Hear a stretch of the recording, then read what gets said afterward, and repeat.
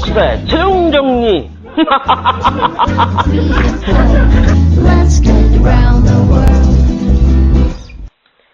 안녕하십니까. 공무원 한국사의 최종 정리 주병준 선생입니다. 반갑습니다. 자, 24강이죠? 예, 24강.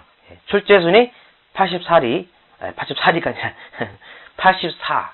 84죠. 예. 신간해입니다. 신간해. 자, 신간해 배경 자치운동의 대두. 자치운동. 스스로 다스리자. 좋은 말 같죠? 사실상은 안 그렇죠. 주도.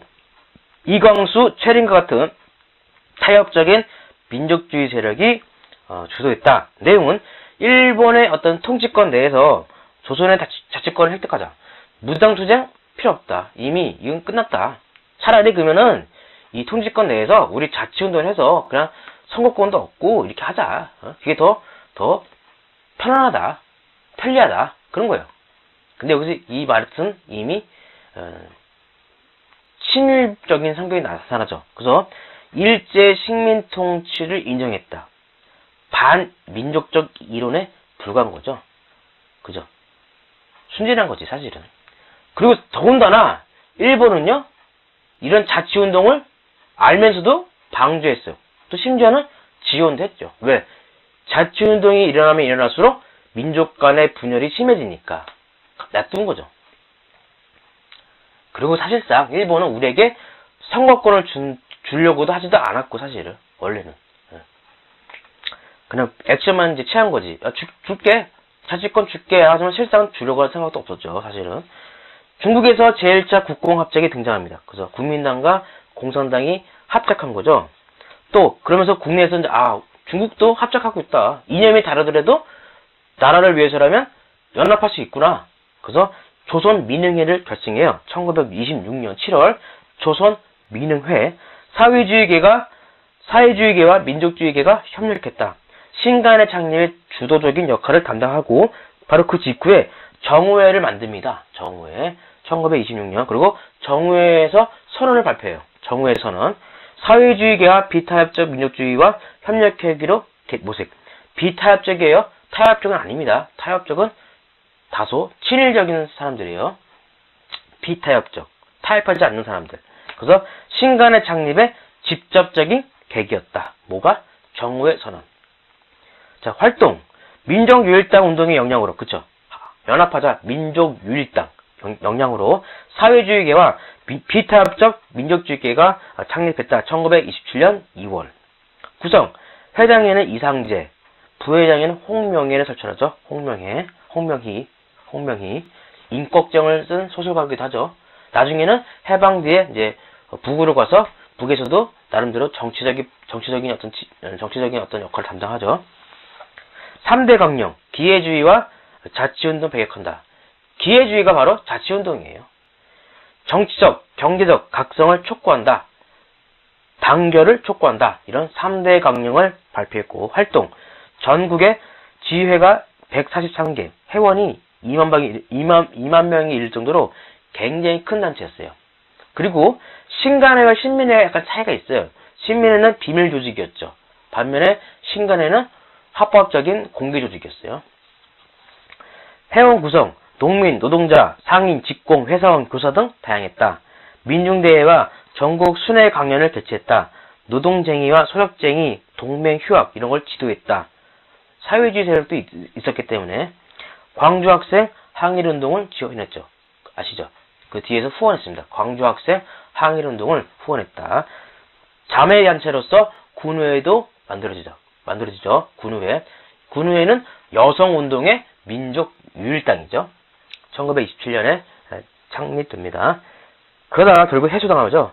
민족주의계가 타협을 제기하자 사회주의계가 이럴 거면 해소하자. 실제로 말하면 해소란 말은 해체예요. 일제 탄압과 공산당의 코민테른. 그러니까 그 당시 공산당 국제 세력을 코민테른인데 이 코민테른에서는 새로운 지시가 떨어졌어요. 사회주의 단독으로도 제국주의 반대 운동을 할 수 있다. 그러니까 굳이 민족주의 세력과 연합할 필요 없다. 우리 혼자 할 수 있어. 그러니까 뭐 해소하려면 해소해. 이런 거예요. 결국 이거에 따라 이제 결국 신간회가 해소됩니다. 1931년 5월입니다. 신간회 민족 유일당 단체였다. 2006년도 국가직 문제 풀겠습니다. 다음에서 설명한 단체가 주장한 강령이나 구호로 옳은 것은 그렇습니다. 단체 배우자 조선민흥회를 모태로 하여 정오회 선언을 계기로 창립되었다. 광주학생운동을 지원하였다. 노동쟁이, 소적쟁이, 동매휴학 등을 같은 운동을 지도했다. 신간회죠. 신간회. 아이고 죄송합니다. 신간회.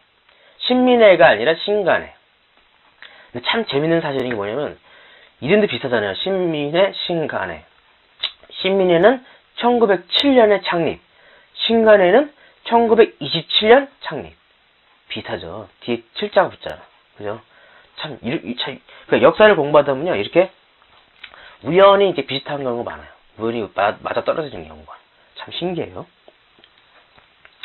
물론 우리 입장에서는 외우기 쉽죠. 고마운 일이죠. 1번 배우자, 가르치자 다 함께. 이건 뭐죠? 배우자, 가르치자. 문명퇴치운동이죠. 2번 우리는 기회주의를 일체에 부인한다. 그렇죠. 이게 바로 신간회죠. 2번이 정답이네요. 3번 한민족 1천만에 한 사람이 1원씩. 이거는 뭐야? 1000만원 모금동이죠. 이게 뭐죠? 밀립대학 설립운동이죠. 4번 내 살림 내 것으로 조선사람 조선 것으로 물산 장려운동이죠. 따라서 답은 2번이다. 그 다음에 일제에 대한 의거활동 출제순위 85. 일제에 대한 의거. 의거란 말은 이제 개인 단독으로 하는 거죠. 그래서 두 단체가 있죠. 그렇죠. 의열단, 조선의열단, 한인애국단. 근데 이 부분은 그냥 외워야 돼 사실은. 왜냐면 어떤 사람이 뭐 했다, 어떤 사람이 뭐 했다. 이거는 그냥 어쩔 수 없이 이거는 이해가 아니라 그냥 암기에 대한 암기. 자, 이런 의거활동은 특징이 있어요. 개인이 일본의 중요한 인물, 요인이에요, 요인. 요인이라면 원인이 아니라 중요한 사람, 요인이에요. 제거했다. 민중의 직접적인 폭력에 의존했다. 그죠? 누가 시켜서 한 게 아니라, 조직적으로 한 게 아니라, 조직보다는 이제 개인 단독으로, 이렇게 폭력에 의존했다는 거. 폭탄 던지고 이런 거. 또, 무정부주의자, 아나키스트도 참여했다는 거예요. 그러니까, 무정부주의자도 참여했어요. 아나키스트. 이들은 무정부주의 말 그대로 정부 기관을 부신하는 거야. 막 경찰, 학교 이런 걸 없애라고 그러는데 이들은 또한 일본의 그런 통치 기구도 없애라고 하는 거예요. 그러니까 그런 연장선에서 이들도 독립운동에 참여했다는 것입니다.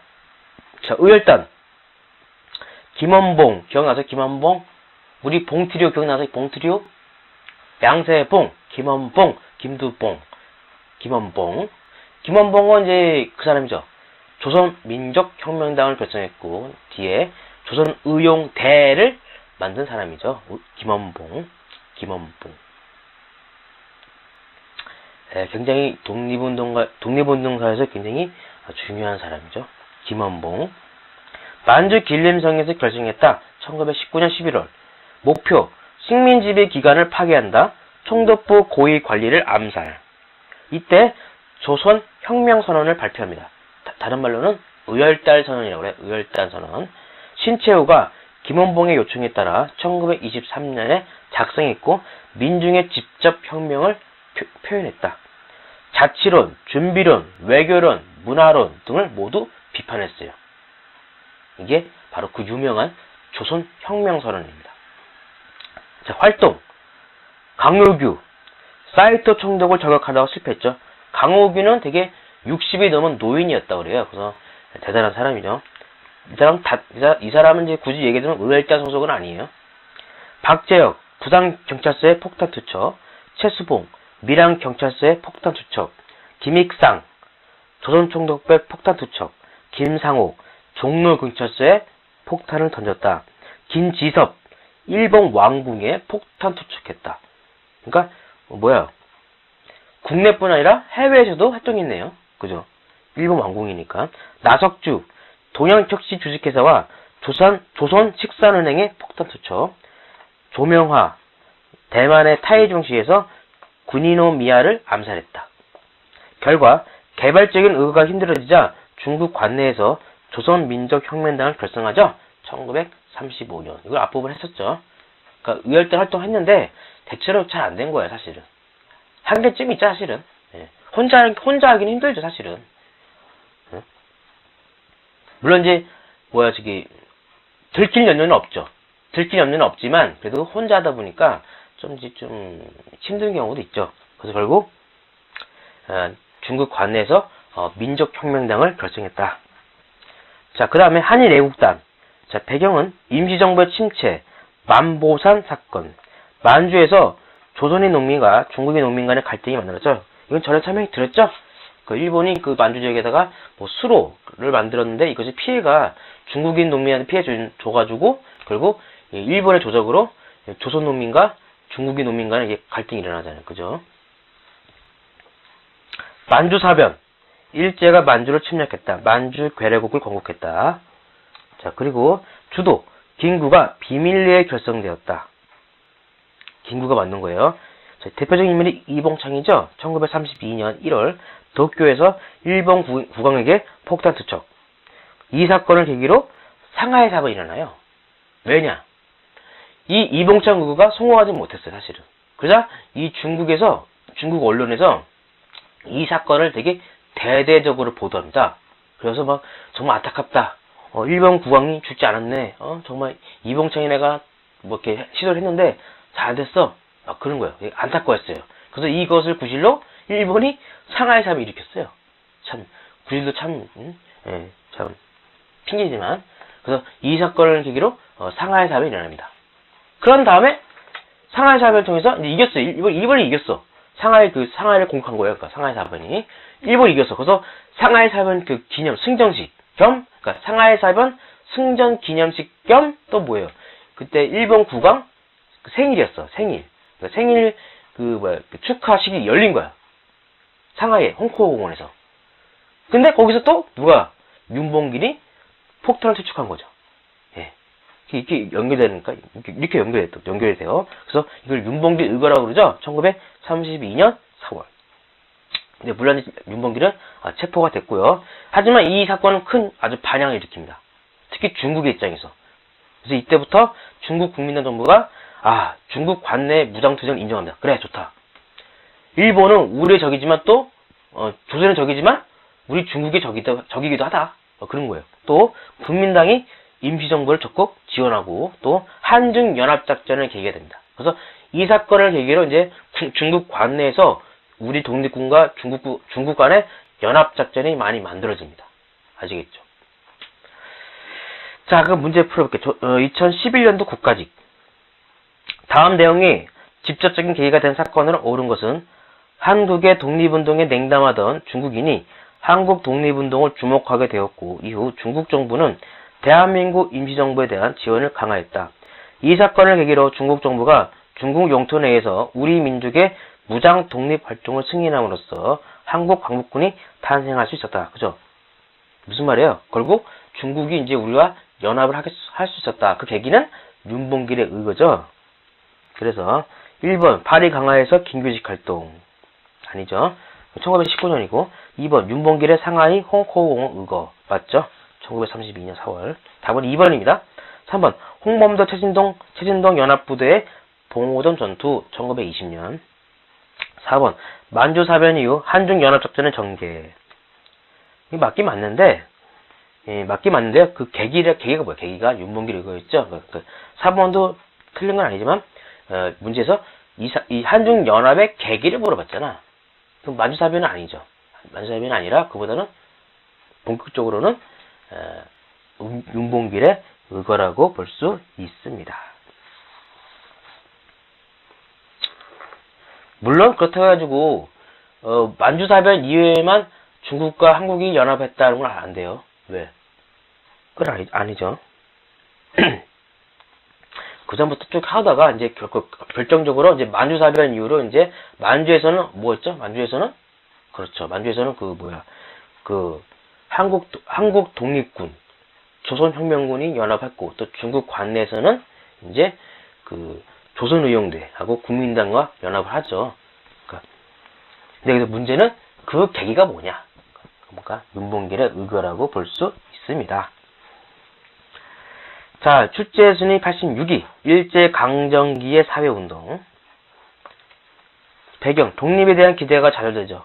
러시아 혁명 뒤 소련 정권이 약소 민족의 독립 지원을 약속했다. 사회주의 사상이 유입됐다. 1925년에는 조선공산당이 결성되었다.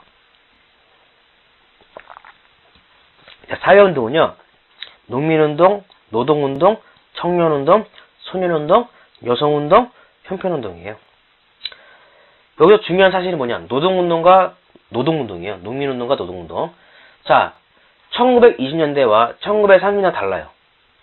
그러니까 1920년대는 주로 생존권, 어떤 경제적인 성격이 강했다면은 1930년대를 지나면 이제 반일, 항일 투쟁으로 변화했다.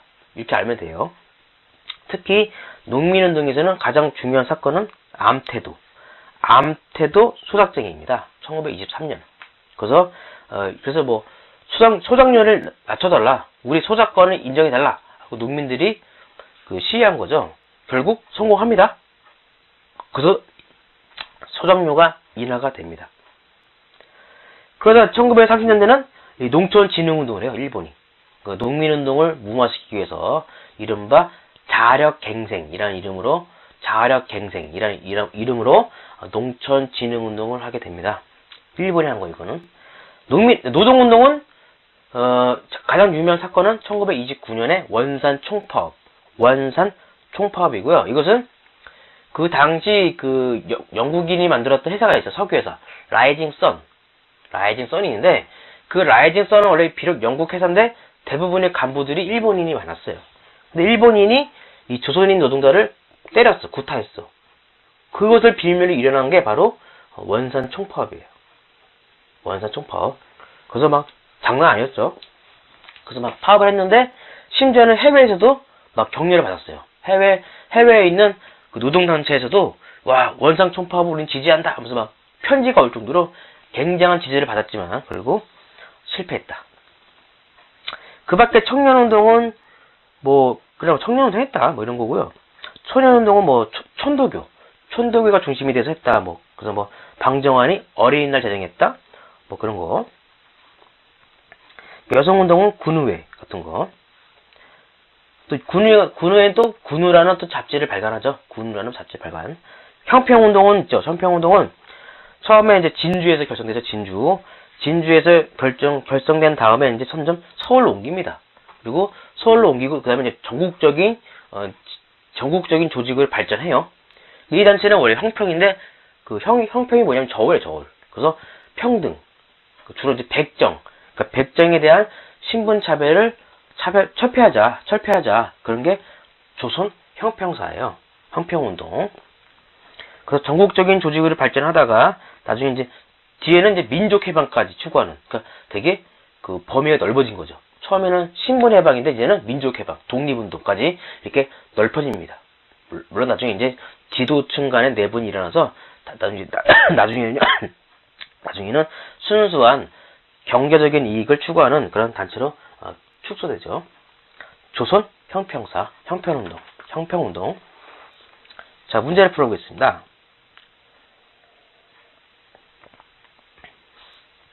자, 1909년 지방직, 1909년이래. 2009년. 이게 헛소리가 가끔 제가 있어요. 헛소리가 나올 때가 있는데. 2009년도 지방직. 일제하에 일어났던 노동운동에 대한 설명으로 옳지 않은 것은. 1번. 1920년대 소작쟁이는 주로 소작인 조합을 중심으로 전개됐다. 그렇습니다. 1920년대부터 이제 소작인 조합들이 많이 만들어집니다. 이 조합을 중심으로 이제 농민운동이 이제 전개된 거고요. 2번. 1920년대 노동운동 중에서 가장 규모가 큰 투쟁은 원산 총파업이었다. 그렇습니다. 3번. 1920년대 농민운동으로 암태도 소작쟁이가 일어났다. 그렇죠. 4번. 1920년대 이르러 노동자의 쟁의가 절정에 달했다. 좀 특이한 게 있어요. 이 1920년대는 주로 농민운동, 소작쟁이가 절정에 달했다면요. 1930년대는 노동쟁이, 노동운동이에요. 그러니까 답지 4번은요, 노동자쟁이는 아닙니다. 노동자의 쟁의가 절정에 다른 것은 1920년대가 아니라 1930년대입니다. 따라서 답은 4번입니다. 자, 그 다음에 출제순위 87, 북한의 변화 살펴볼게요. 자, 북한의 정보 수립 과정. 1945년, 이것도 그냥 순서를 외우는 게 좋죠. 1945년에는 제일 먼저 조만식이 평남 건국준비위원회를 결성했다. 소련군의 지시에 따라 인민위원회 개편, 그 다음에 조선공산당 북조선 분국 결성 1945년 10월, 그 다음에 북조선 5도 행정국 설치 1945년 11월, 그 다음에 김일성이 북조선 임시인민위원회 구성 1946년 2월. 북조선 임시위원회 꼭 기억하세요. 왜? 이때 토지제도 개혁을 합니다. 토지 개혁을 합니다. 이때 1946년 3월. 그래서 이 토지 개혁 아시죠? 무상몰수, 무상분배. 그러니까 북한이 먼저 했어요, 우리보다. 그래서 무상몰수, 무상분배. 이것으로 이제 이 개혁으로 지주들이 되게 월남하죠. 그래서 이때 지주, 자본가들이 많이 남하합니다. 또 방공대회도 많이 일어나고, 방공대회. 그러니까 당시에는요, 오히려 이북 지역이 남쪽보다 더 부자가 많았어요. 그게 사실이에요. 그래서 오히려 남쪽보다 이 북쪽, 이북에 더, 우익이 많았어요, 우익이. 참 이상하죠. 그러니까 북쪽에는 주로 우익이 많아서 막 방공 이런 세력들이 많았는데 오히려 남한에서는 좌익이 많았어요. 남한에서는. 근데 이것이 이제 나중에 바뀌죠. 이제 이런 이렇게 지주들이 막 월남하고 이런 거 통해서 또 한국 전쟁이 겪으면서 바뀌고 또 산업 국유화, 남녀 평등, 친일파 청산 이게 다 임시인민위에서 한 거예요. 그 다음에 북조선 노동당 창당 1946년 8월.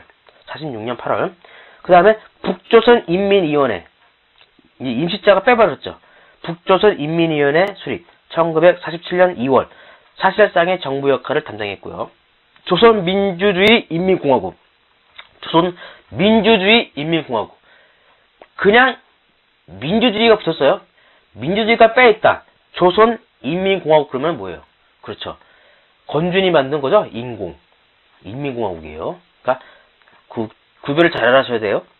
조선민주주의 인민공화국은 수립되었다. 이것은 북한입니다. 1948년 9월 9일. 우리보다 딱 한 달 뒤에 만들었죠. 한 달 좀 안 돼서. 그 다음에 남조선 노동당, 북조선 노동당이 합쳐서 뭐라고 그래요? 조선 노동당으로 통합됐다. 1949년 9월입니다.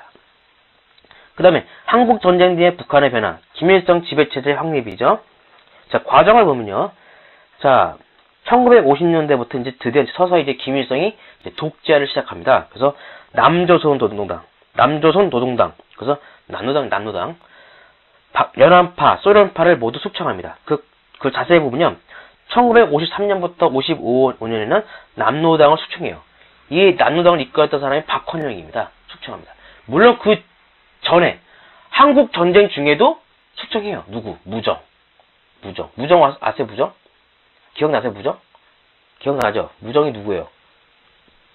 그잖아요. 그 조선의용대랑 그 연합을 해가지고 화북조선 독립동맹, 화북조선 청년연합회 만든 사람이잖아요. 그죠? 아시죠? 조선의용군. 예. 그때 나온 사람이죠. 무정. 아무튼 한국 전쟁 중에는 무정을 제거하고 한국 전쟁 직후에는 남노당 제거. 그 다음에 자꾸 이러자 이제 8월 종파 사건이 일어나. 1956년에 8월 종파. 그래서 소련파하고 이 연합파가 누구예요? 연합파. 김두봉이죠. 김두봉. 화북조선 독립동맹 조선의용군 김두봉. 이 김두봉을 비롯한 이 연합파가 뭐예요? 김일성 독재 너무 심하다. 이건 사회주의 모습이 아니다. 독재는 아니다. 그래서 반대를 했는데 결국 이것이 오히려 이 소련파하고 연합파가 제거당해요. 그걸 8월 종파 사건이라고 그럽니다. 그 이후로 이제 김일성과 항일 유격대 출신이 권력을 독점하게 되고, 물론 이때 이제 갑산파를 숙청해요. 갑산파, 박금철. 그러면서 결국 이제 이런 강경파적인 유격대가 이제 권력을 독점합니다. 그래서 이 무렵에 이제 이때가 1960년대 후반이에요. 그래서 이런 강경파가 독점을 하면서 권력을 독점하면서 이제 남한에 수시로 간첩을 보낸 거예요. 공비. 아시죠? 그래서 다 연관되는 거예요. 이때 이제 1960년대 후반부터 이제 끊임없이 남파 공작원, 무장 공비를 남한에 자꾸 보내죠. 땅굴도 파고. 이때가 그런 시대였어요. 김일성 개인 숭배 시작, 주체 사상 도입. 정부의 공식적인 사상으로 채택하죠. 뭐를? 주체 사상. 그러니까 이제는 뭐야? 우리는 이제 소련의 레닌, 스탈린 다 필요 없다. 우리는 김일성만의 독자적인 주체가 있다. 그렇게 독자적인 사회주의 노선을 이제 걷기 시작한 거죠. 사회주의 헌법을 개정해요. 1972년 12월. 내용은요. 주체 사상을 헌법에 처음 명시했다. 국가 주석제를 도입했다. 그죠? 그래서 주석에 김일성을 추대합니다. 그리고 수도를 평양으로 규정했어요. 그 전까지는 북한도 서울을 수도로 수도로 인정했는데 임시수도로. 근데 그러니까 그 당시 평양은 임시수도였어. 근데 이제 더 이상 이제 힘들어진 거지. 그래가지고 이제부터 이 사회주의 헌법을 개정하면서 이제 평양을 수도로 인정했다. 결과 김일성 유일지배 체제 강화, 이른바 수령, 아바의 수령, 일당 독재, 일당도 아니지 유일 독재. 그래서 수령 지배 체제를 주석 중심, 그래서 지배를 확립했다. 이것은 뭐예요? 남한도 마찬가지였죠. 그죠? 남한에서도 박정희가 유신헌법을 공포하잖아요. 남북한 모두 독재 정권이 강화된 거죠. 7.4 남북 공동성명 뒤에. 그죠? 또 김정일을 후계자로 지정했다. 그래서 본격적으로 이제 1980년대에는 부자 세습을 추진하죠. 지금은 뭐예요? 지금은 김정은이 이제 이어받았죠.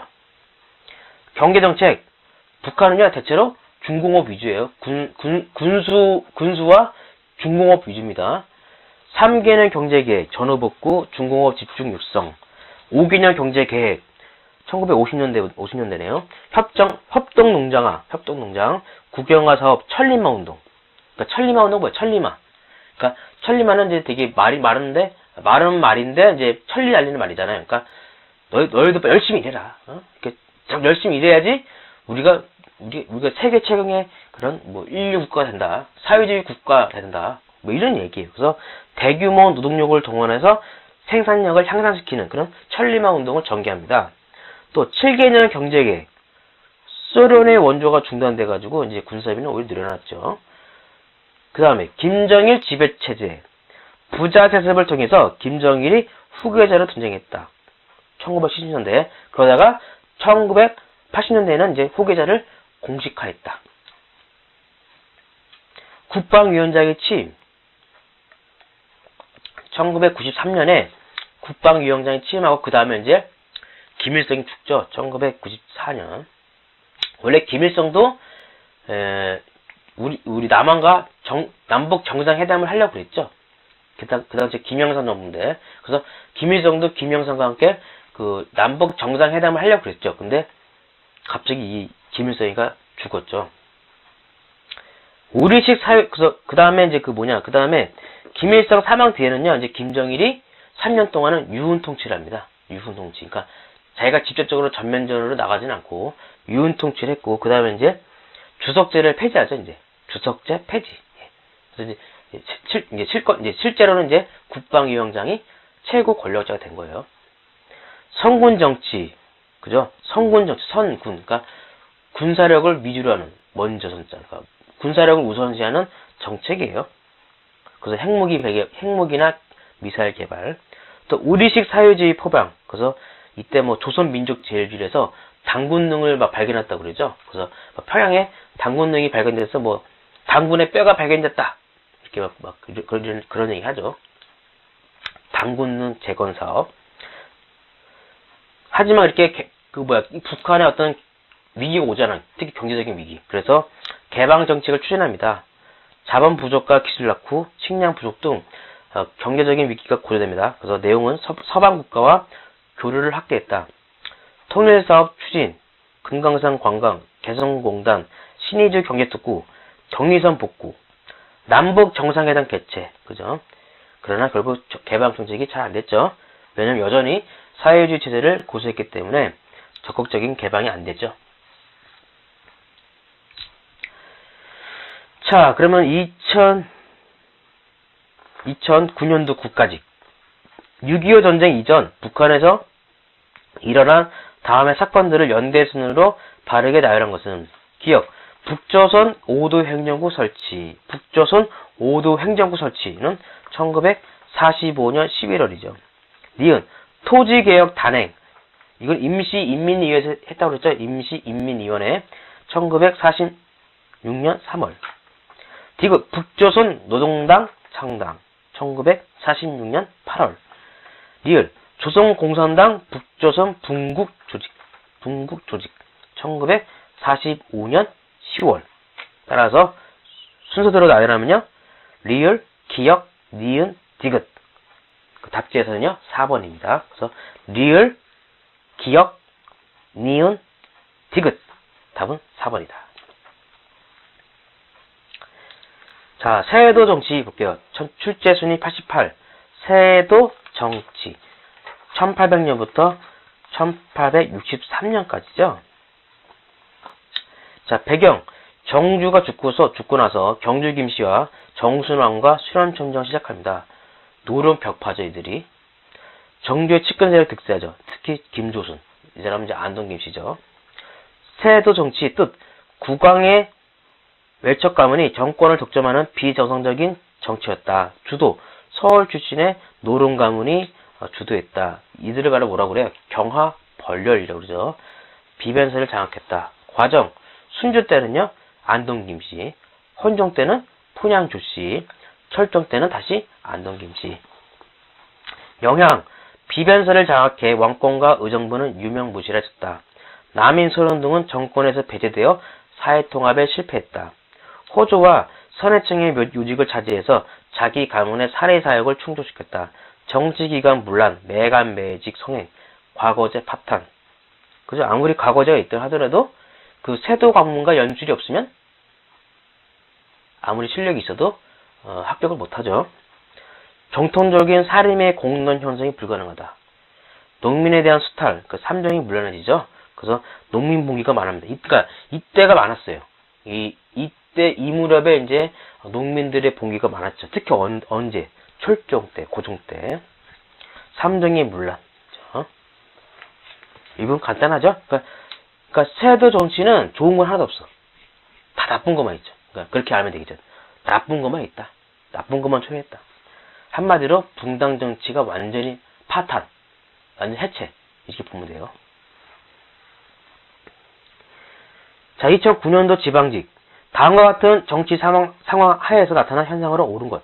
19세기 정치는 권력 구조 면에서 고위직만 정치적 기능을 발휘하여 그 아래 관리들은 행정 실무가 맡게 되었고 비변사가 핵심적인 정치 기구로 자리 잡았다. 그러니까 19세기에는 비변사가 완전히 최고의 권력기가 되고 완전하게. 그러니까 세도 정치죠. 자, 1번 왕에게 모든 권력이 집중되었다. 아니죠. 소수 외척 가문이겠죠. 2번 남인, 소론, 지방 선비들이 권력에서 배제되어 사회통합에 실패했다. 그죠? 답은 2번이네요. 3번 공론이 중시되면서 이조 전랑의 권한이 강화됐다. 공론도 아니죠. 그리고 이조 전랑 권한은 이미 정조 때 다 없어집니다.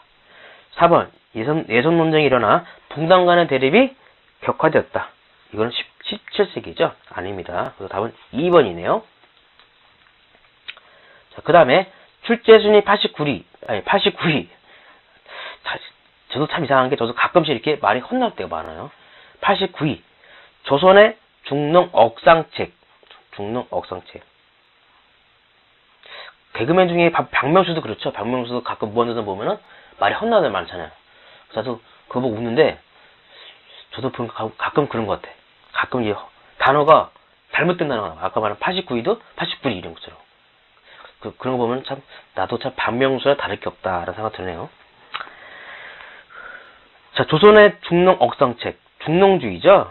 그러니까 고려든 조선인 다 전국대사회는 농경국가예요. 그러니까 대체로 기본은 중농주의, 억상이죠. 그래서 중농주의는 목적, 토지에서 농민이탈 방지, 민생 안정, 국가재정 확보, 왕도 정치의 실시, 왕도 정치의 실현. 그래서 내용적인 면에서는 흉년에는 조세관면, 토지계획안 장려, 대체로 20년마다 양전사업 시행, 농번기에는 자백동원 금지, 황곡제 시행, 수리시설 확충, 새로운 농업기술과 농기구 개발에 힘씀, 경지면적은 세종시기 때는 160여만 귤로 되게 많이 늘어났다. 억상정책, 성리학적 경제관에 따라 상공업 업체, 그죠? 성리학적 경제관은 농업 중심이거든요. 지주 중심이니까. 검약 중지, 사치와 소비를 경계, 화폐 유통에 비판적. 대표적인 인물 누구죠? 대표적인 인물 이익이죠. 실학자 이익. 이익은 오히려 화폐가 농민들을 괴롭힌다. 따라서 화폐를 없애자고 그랬어요. 그래서 패전론을 주장하죠. 자, 문제를 풀어볼게요. 2002년도 국가직. 다음에 설명에 부합되는 정책이 아닌 것은 조선은 고려 말에 파탄된 국가재정과 민생 문제를 해결하고 재정 확충과 민생 안정을 위한 방안으로 농번주의 경제정치를 내세웠다. 특히 위민, 애민을 중하게 여기는 왕도 정치 사상에서 민생 안정은 가장 먼저 해결해야 할 과제였다. 1번 토지개간 장려, 2번 양전사업 실시, 3번 상공업 활동 장려, 4번 새로운 농업기술 개발. 3번이죠. 억상이죠. 오히려 상공업은 억제했다. 왜? 중소농민을 보호하기 위해서. 상인이 아니라 농민이죠. 답은 3번입니다. 3번. 자, 그러면 이번 강의가 24강이죠? 24강. 꽤 많이 했네요. 그럼 여기서 24강을 정리하고요. 저는 다음 강의 25강으로 찾아뵙겠습니다. 고맙습니다.